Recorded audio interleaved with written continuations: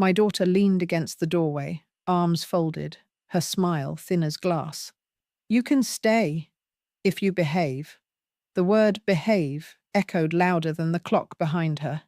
I stood there in my own kitchen, holding the tea I'd just poured, steam rising between us like a question neither of us wanted to answer.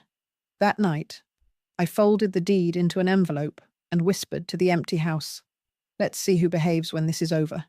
I'm 67, a retired librarian, widow of 39 years. I live in a townhouse I bought with the overtime checks my husband used to joke were printed in caffeine. For decades, I thought I'd built this home brick by brick with love. Now, apparently, I'm just allowed to stay in it, so long as I'm obedient. Her name is Hannah, my eldest. 38, smart, practical, the kind of woman who always looks like she's late for a meeting, even when she's standing still. When her father passed, she was 19 and already managing everyone's emotions but her own. I used to think that made her strong.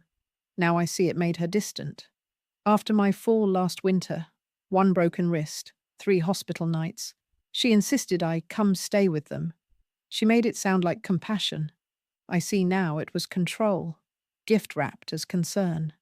At first, it was easy to pretend it was temporary. I told myself the guest room would do for a few weeks. I even brought my favorite mug, the blue one with chipped edges that somehow still held warmth. But slowly, without my noticing, her handprints began covering everything. My framed photos were rearranged for space. My books were boxed for decluttering. And my independence was renamed safety management. The day she said behave, I realized I had become a guest in the house I had paid for. I wasn't dangerous or reckless. I was just inconvenient to her new rhythm, an older rhythm, slower, quieter, too real. She and her husband, Mark, run their home like a company. Everything has a system: who cooks, who cleans, who speaks first. Even laughter feels scheduled. I tried to fit into their schedule, but apparently I sighed too loudly, asked too many questions, and left tea bags in the sink. So when she said, "You can stay, if you behave," I heard what she didn't say. "You can stay, until I find a nicer way to get rid of you." I wish I could tell you I fought back. I didn't. I just nodded, swallowed the shame, and said, "Of course, dear. It's a strange thing. To raise a voice so strong, it ends up silencing yours." That evening, I sat alone in the dim kitchen. The hum of the refrigerator felt louder than the words I wanted to say. I watched the steam from my tea drift upward until it vanished, and I wondered if that's what motherhood becomes, a slow, invisible evaporation.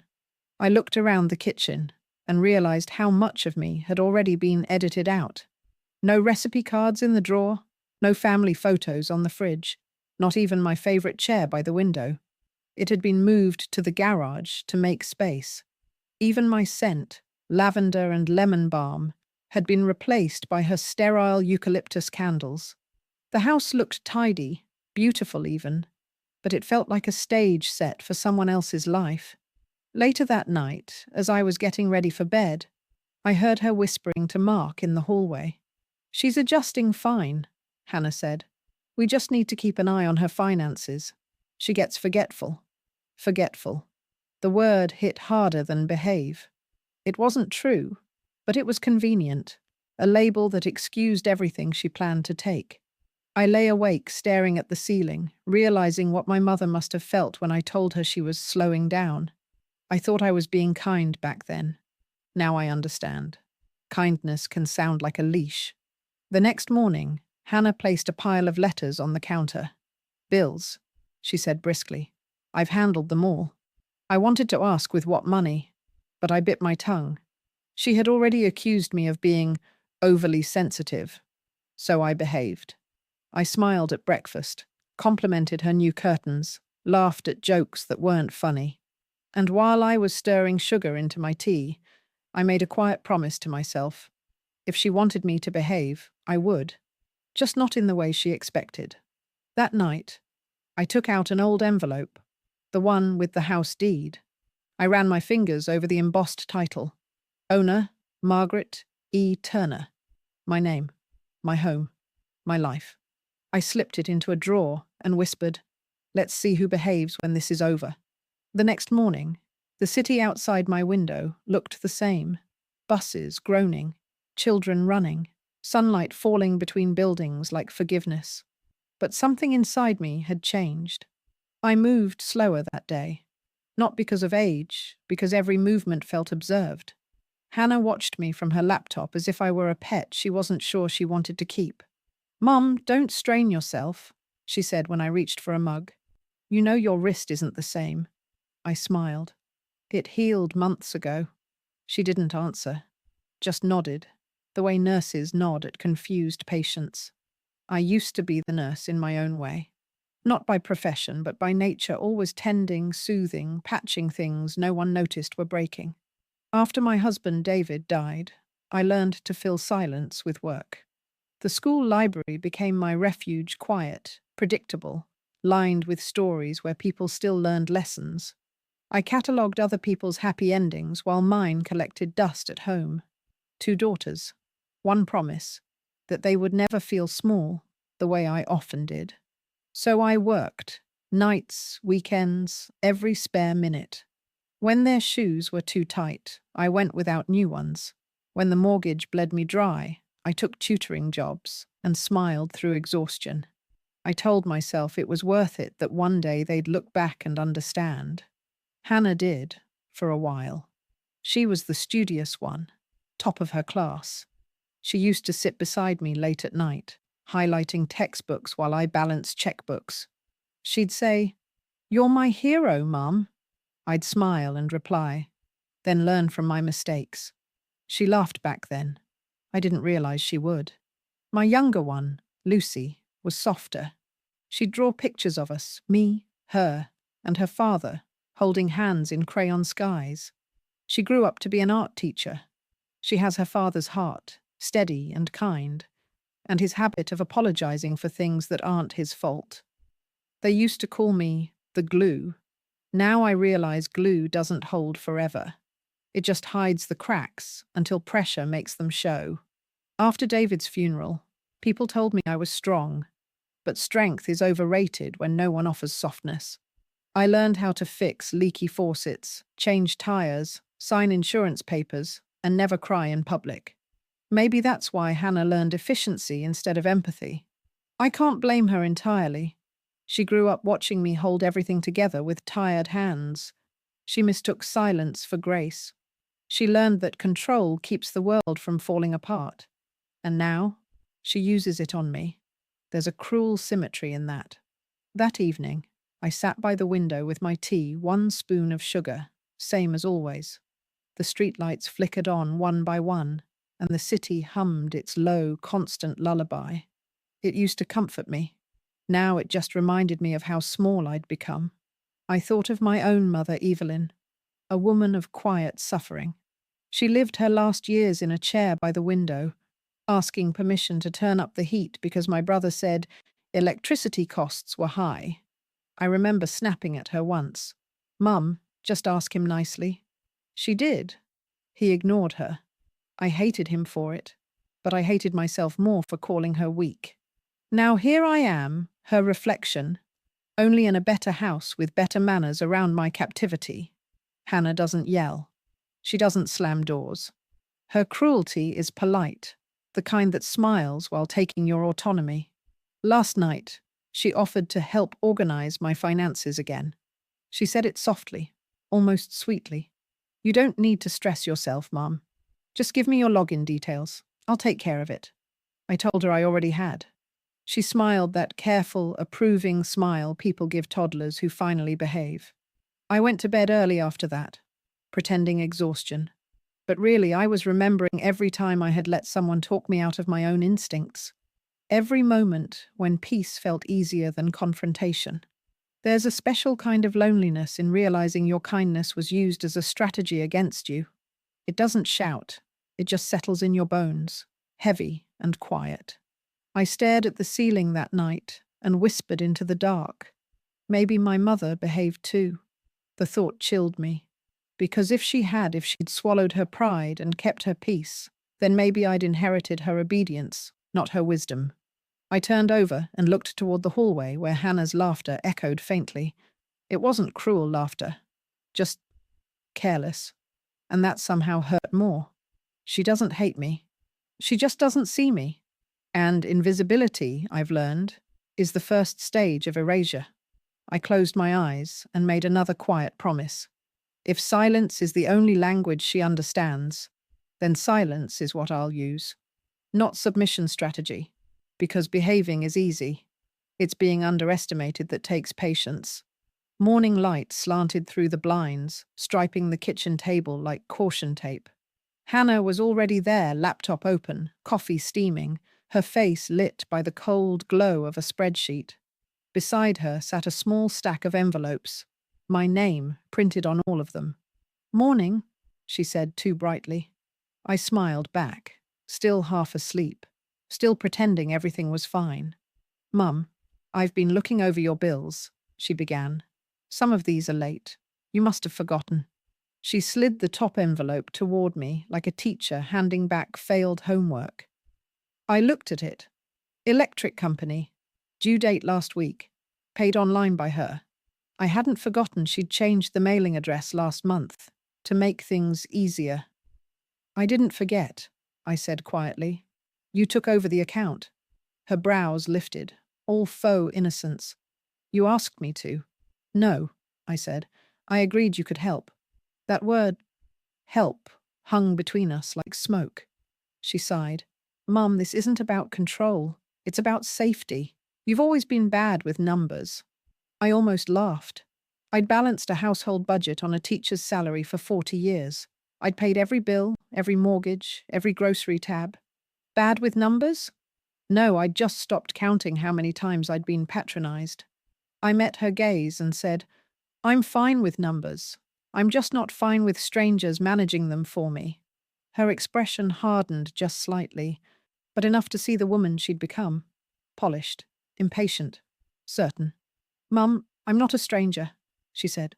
"I'm your daughter." "Exactly," I replied. "That's why this feels worse." Her mouth opened, then closed. She exhaled through her nose the way people do when they want to sound composed. "You're overreacting." It wasn't anger. I felt it was clarity. Overreacting is what people say when you've finally started reacting at all. "Did you also sign for my property tax notice?" I asked. She blinked, surprised. "Yes, I mean, they sent it to our address. It's all under one account now." "Our?" "It's just paperwork, Mom." Her tone was patient, managerial, like I was a case file she was trying to close. I nodded slowly. "And who owns that account?" Silence. Then, "It's shared." Shared. Such a small word for theft. "Don't worry," she added quickly. "It's all legal. We're just making sure things transition smoothly." I smiled. The kind of smile that hurts more than it helps. Transition? Am I dying and no one told me? That startled her. Her fingers froze mid-typing. "Mum, that's not funny." "No," I said softly. "It isn't." The room fell quiet, except for the faint hum of her laptop fan. Behind her, the sunlight had shifted. Now it painted half her face gold and left the other half in shadow. Fitting. She stood, closing the laptop with deliberate calm. "You're being paranoid," she said. "We're just trying to help." There it was again. Help, the word people use when they're already holding the knife. Mark walked in just then, half-dressed, coffee mug in hand. "Everything okay?" "Fine," she said quickly, smiling at him. "Mum's just confused about the bills." He gave me that polite grin, sons-in-law perfect kind, detached, rehearsed. "Don't worry, Margaret," he said. "You raised a good one. She's got everything under control." I looked at him and said, "Yes, I can see that." He didn't hear the weight in it. Or maybe he did, and pretended not to. Either way, he kissed Hannah's cheek, said something about work, and left. The door clicked shut, and silence settled like dust. Hannah turned back to me, tone softening the performance of compassion. "Mum, you know I love you. I'm just trying to make sure you're okay." I nodded. I know. You're just making sure I stay that way under supervision. She flinched slightly, then laughed a brittle sound. You always make things sound so dramatic. I didn't answer. I reached for my tea instead. The mug trembled just a little in my hand, not from fear, but restraint. I appreciate your help, I said finally. Truly. But let's make one thing clear. I'm not helpless. Her lips parted, searching for a response. Nothing came. The silence stretched, long enough for her to realize this wasn't the same woman she'd been managing for months.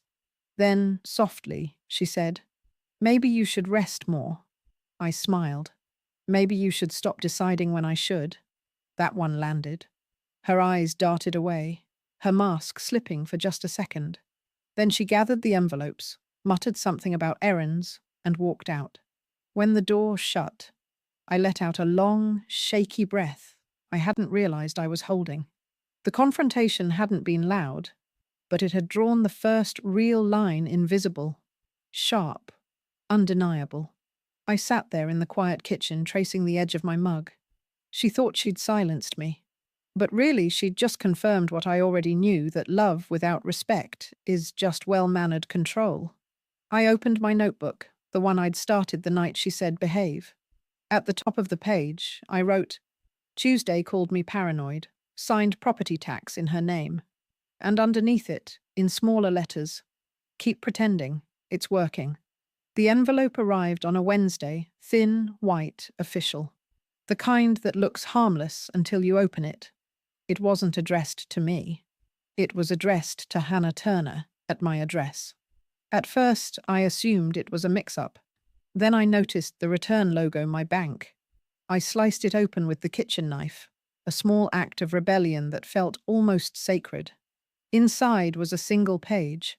Confirmation of joint ownership transfer property. ID hash 7483-1. Joint ownership.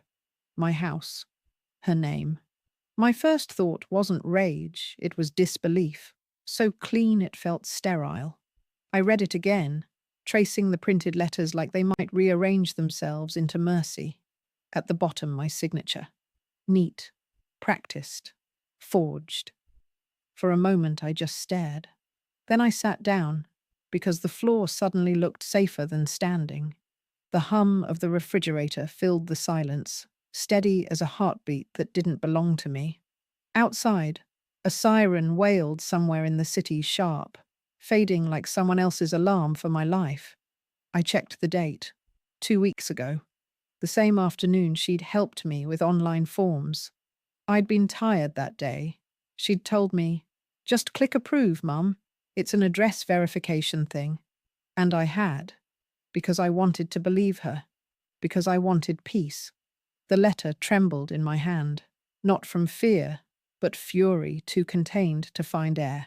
It was so quiet in the kitchen that I could hear my pulse in my ears, steady, measured, counting backward through decades of trust. I called the bank. After 3 menu options and 1 polite hold song, a man finally answered. His voice was smooth, unconcerned. He said the paperwork had been completed digitally, verified by the client's phone number. Not my number. Can you tell me what number that was? I asked. I'm sorry, ma'am, for security reasons. Exactly, I interrupted. Security. He hesitated. It ends in 21. Hannah's. I thanked him, hung up, and sat staring at the phone. I'd seen 1,000 betrayals in books, but nothing prepares you for the paperwork version, clean, notarized, and legal. I walked to the hallway mirror and caught my reflection. 67, tired eyes, cardigan buttoned wrong. The kind of woman no one expects to fight back. For the first time, I smiled at that reflection, because invisibility is the perfect camouflage. That evening, Hannah came home late. She smelled of office perfume and certainty. Mum, she said lightly, did the mail come? I held up the envelope. It did. She froze, just long enough to betray herself. Oh, that. It's just a document I needed for the mortgage audit. Our mortgage? Well, technically, I cut in. It's mine. Her jaw tightened. Mum, please. You're making this harder than it has to be. I stepped closer, slowly, deliberately. I raised you to be clever, I said. I didn't raise you to be cruel. For a moment, something flickered in her eyes. Shame, maybe. Then it vanished behind that calm, managerial tone. It's complicated, she said. You wouldn't understand. We're just organizing things before it's too late. Too late for what? I asked. For you, she said softly. You're getting older, Mum. You forget things. There it was, the weapon polished to perfection. Forgetfulness, age, the slow erasure dressed as concern. I didn't respond. Silence is heavier than shouting, and it lasts longer. She mistook it for surrender. Don't worry, she added, brushing my shoulder as she passed. Everything we're doing is for your own good. The door to her room clicked shut. I sat at the table again, the forged signature between my fingers, the words, for your own good, looping through my head. That phrase has built prisons for women like me for centuries, padded with good intentions, locked with love. I turned the letter over, grabbed a pen, and wrote across the back in steady ink. Keep this. It's proof. Then I slipped it into my notebook beside the others, my quiet archive of every insult, every manipulation, every lie. The next day, I visited my old neighbor, Mrs. Grant, a retired notary who used to witness half the neighborhood's signatures back when people still trusted ink. She made tea, listened, and said one thing: make copies of everything, and don't tell her you know. I walked home through the grey city dusk, clutching the copies in my bag. Each step felt sharper, more defined. This wasn't grief anymore. It was geometry lines and angles of control, mapped perfectly. When I reached my doorstep, I looked up at the windows glowing above me, her windows, and whispered to the night, "You stole my name, but not my memory." Inside, the air felt different, cooler, aware. I made tea, sat down at the table, and opened my notebook again. Under yesterday's entry, I wrote, Wednesday forged signature confirmed. Next step, remember everything. Then I underlined one sentence 3 times. They think I've forgotten. I didn't sleep that night. The city hummed beyond my window, cars sighing through rain, the distant rhythm of late-night lives. But inside, it was still. I sat at the kitchen table with a single lamp burning, the forged document spread open before me. It's strange how betrayal sharpens your vision. The details you use to overlook a missing envelope, a changed password, a smile that lasts a little too long, all start arranging themselves into a pattern. By dawn, the pattern was complete. They weren't helping. They were removing me piece by piece. But here's the thing about being underestimated. It gives you time to prepare while they're busy celebrating their cleverness. I brewed coffee strong enough to burn away hesitation. Then I reached for the small black notebook I'd started weeks ago, the one labeled Behaving. Under the last note, I wrote in careful script, Stage 2, Observation. That afternoon, while Hannah was at work, I made my first call to Lucy, my younger daughter. Her voice was warm, cautious. Mum, you okay? I will be, I said. I just need you to listen. At first, I didn't tell her everything, just enough to open the door. She went silent for a long time, then said softly, She wouldn't. She couldn't. She did, I replied. But this isn't about anger, Lucy. It's about reclaiming what's mine quietly. Lucy exhaled hard. I could hear her pacing. I know a lawyer, one of my friends from college, Cora. She handles elder financial cases. Do you want me to ask her to call you? That was the first time in weeks I felt my lungs expand all the way. Yes, I said. Please. The call came 2 days later. Cora's voice was steady, clipped, the kind of tone you only get from seeing too many families devour each other politely.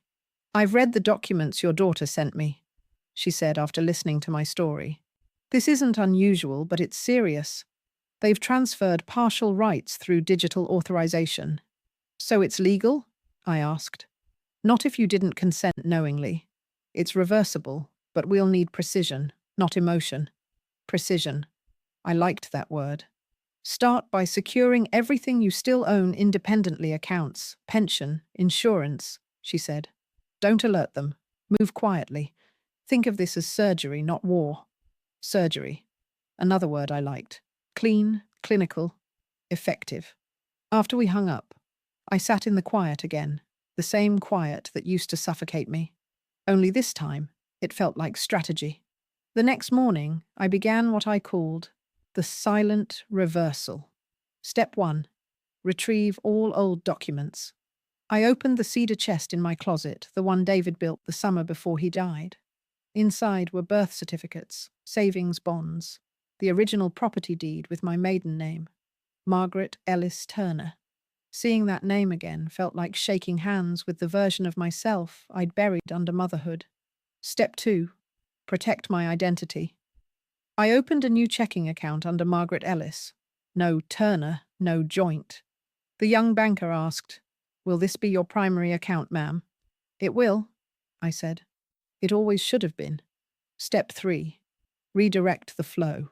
I called the pension office, updated my address to Cora's law office, and requested all future correspondence sent there. The woman on the line asked gently, "Any particular reason for the change?" "Yes," I said. "Security." By the end of the week, my invisible architecture was built. No one knew but me, and that was the power of it. Hannah still called every evening to check in. "Everything all right, Mum? You sound tired." "I'm fine, sweetheart," I said, smiling into the receiver. "Just catching up on old hobbies." She laughed. "Good. Keep yourself busy." "Oh, I am," I whispered when the call ended. Every polite question she asked became a breadcrumb in my strategy. She thought I was fading. I was recording. She thought I was grateful. I was documenting. A week later, Lucy came to visit. She arrived without warning, her hair damp from the rain, eyes bright with a kind of protective fire. She hugged me tightly, too tightly. "I read the papers," she said. "I can't believe she did this." "She believes she's saving me," I said. "That's what makes it so dangerous." Lucy looked around the house, the rearranged furniture, the cold colors, the smell of disinfectant. "It doesn't feel like you live here anymore," she said quietly. I smiled. That's about to change. We sat at the kitchen table, just like old times, except this time I was the one explaining how things would go. I told her about the lawyer, the new account, the redirected mail. She listened carefully, then said, "You've thought this through. Motherhood trains you to think 5 moves ahead," I said. "You just forget to use it for yourself." Before she left, she slipped an envelope onto the table. "I talked to Cora. She's drafted something, a revocation of power of attorney. You just need to sign it." I opened it slowly. The document gleamed under the kitchen light like a quiet weapon. I picked up the pen, signed my full name, Margaret Ellis Turner, and felt something inside me settle. It wasn't anger anymore. It was clarity. Lucy hugged me again before leaving. "You sure you want to do this quietly?" she asked. "Yes," I said, "because noise alerts predators. Silence confuses them."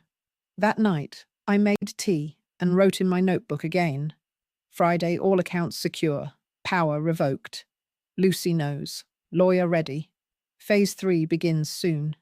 Then underneath it, I wrote in smaller letters, "They think I'm behaving. Let them." I closed the book, turned off the lamp, and for the first time in months, I slept without fear. Because by then, I wasn't surviving their control. I was designing their downfall. Justice doesn't need an audience. It only needs precision. 2 weeks after Lucy's visit, the first domino fell. I was in the garden, trimming the little rosebush by the stoop, when my phone began to ring. The caller ID flashed Hannah. I almost didn't answer, but sometimes silence makes the best stage for truth. "Mum," she said, her voice sharp, rehearsed. "Did you change the bank accounts?" I let a pause bloom between us, long enough for her certainty to waver. "Yes," I said simply. "I did." She exhaled hard. "You can't just move funds like that. The mortgage isn't your concern," I interrupted. It's been paid. What? Her voice cracked, a sound I hadn't heard since she was 16 and lost her first job.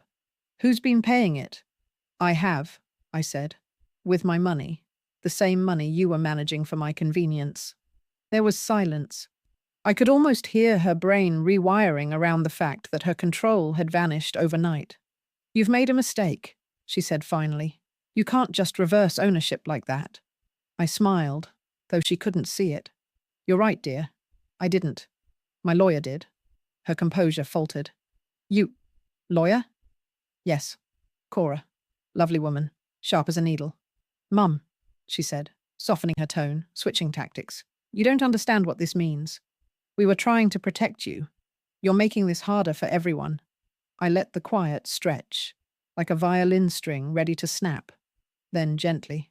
No, Hannah. I'm making it fair. By evening, she showed up at my doorstep. No knock, just the sound of her key in the lock, like muscle memory refusing to die. She walked in fast, face flushed, jaw tight. Mum, what did you do? I turned from the kitchen counter, tea in hand, calm as a saint. I cleaned my house, I said, financially. She slammed the letter down in front of me, the official notice from the bank. Everything's been moved, even the utilities. Do you have any idea how confusing this is? I imagine it's very confusing, I said. That's what happens when you lose control of something that was never yours. Mum, stop, she pleaded. Please. We were only… helping, I finished. Yes, I've heard. Mark stepped in behind her, trying to steady things. His voice was low, soothing, the kind used to calm clients before a lawsuit. Margaret, maybe we can sit and talk about this. We didn't mean any harm. Then you won't mind signing a release acknowledging that, I said, handing him a folded paper from the counter. He frowned, unfolding it. Legal language, short and brutal. Cora's work.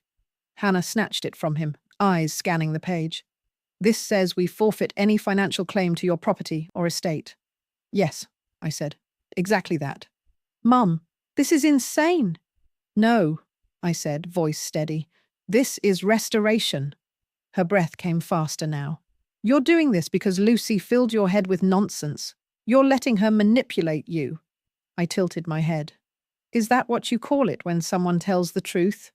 She took a step closer, the mask finally cracking. You're going to regret this. You can't survive without us. I smiled, small and sharp. That's the difference between us, dear. I already did. By the end of that week, Cora filed the final transfer documents. The house deed now read, owner Margaret Ellis Turner, beneficiary Lucy Turner. No joint, no proxy, no signatures forged in the dark. When Hannah found out, she sent a single text. You've ruined everything. I typed back, no, I just returned it to who it belonged to. Then I blocked her number. The next morning, I walked through the house, really walked, not tiptoed around their ghosts. The kitchen felt warmer. The walls looked brighter. Not because they'd changed colour, but because the air inside them finally belonged to me again. I opened every window. Sunlight poured in like a benediction. Dust rose, glittering, like something finally breathing again. For the first time in years, the silence in this house wasn't heavy. It was mine. Later that day, I wrote in my notebook, Phase 3 complete. All assets secured. They've been notified. The noise will come soon. Stay still. And just under that, I added, Revenge is loud. Justice is quiet. Then I closed it, made tea, and sat by the window. Down the street, a mother was walking her daughter to school. The little girl was laughing, skipping, tugging her mother's hand too hard. I watched them disappear around the corner and whispered to the empty room, Hold her tight, but not too long. One day she'll think she knows better than you. Let her. Time teaches what lectures can't. That night, Lucy called. Did she find out? Yes, I said. She'll recover. Lucy hesitated. You sound calm. I am. I finally remembered who I am. After we hung up, I turned off the lights and stood by the window, watching the street lamps flicker on one by one. The house creaked softly, settling into its new quiet. And somewhere deep inside, I could feel the balance restored. Not revenge, not victory, just equilibrium. The week after the papers were finalized, the house grew so still it felt like even the walls were holding their breath. No more arguments, no more footsteps that didn't belong. Just me, my tea, and the hum of the old refrigerator. People say freedom feels like flying. They're wrong. It feels like standing steady, alone, but unshaken. I didn't hear from Hannah for days. Then the letters started arriving. The first was handwritten, shaky lines that slanted across the page. Mum, I don't know where to start. I never meant to hurt you. I thought I was protecting you from bills, from scams, from yourself. I thought I was being responsible. I didn't see how cruel I'd become while calling it care. I'm sorry. The ink bled slightly near the end, tears, probably. But I noticed something missing. Not once did she ask how I was. Even her apology still centered her intentions. I folded the letter gently, placed it inside my notebook between the early pages labeled Observation and Execution. The record was complete. Not to hold a grudge, but to remember how blindness begins. A few days later, another envelope arrived, typed, formal, sterile. From Mark, Mrs. Turner. We regret the misunderstanding and the distress it caused. We acted in good faith to ensure your financial safety. We hope you reconsider the recent transfers for the sake of harmony. I didn't bother reading it twice. I tore it once down the middle, fed it to the flame, and watched the edges curl. Harmony built on control isn't harmony at all. It's quiet slavery. After that, the quiet finally felt clean. I started waking earlier, letting sunlight hit my face before I made tea. I moved through rooms that had once felt foreign, touching the back of a chair, the smooth edge of a counter, relearning my own space, like a woman meeting her reflection for the first time in years. Mrs. Grant from next door stopped by one afternoon with tomatoes from her garden. You look different, she said. I am, I told her. Peace does that.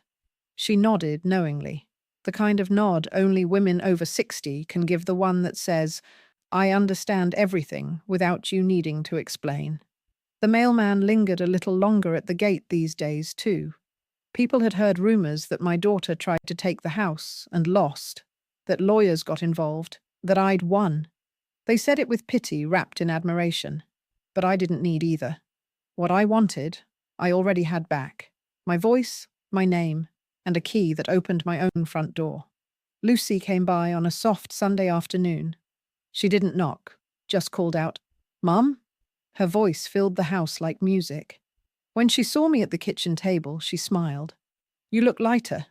I am, I said. Not happier, just freer. She nodded. Freedom looks good on you. She handed me a small brown envelope. From Hannah, she said quietly. She didn't want to mail it. Inside was a photograph, the three of us, taken 20 years ago in the garden. David was still alive, his arm around me. Hannah's hair was wild from the wind, Lucy's head tilted against my shoulder.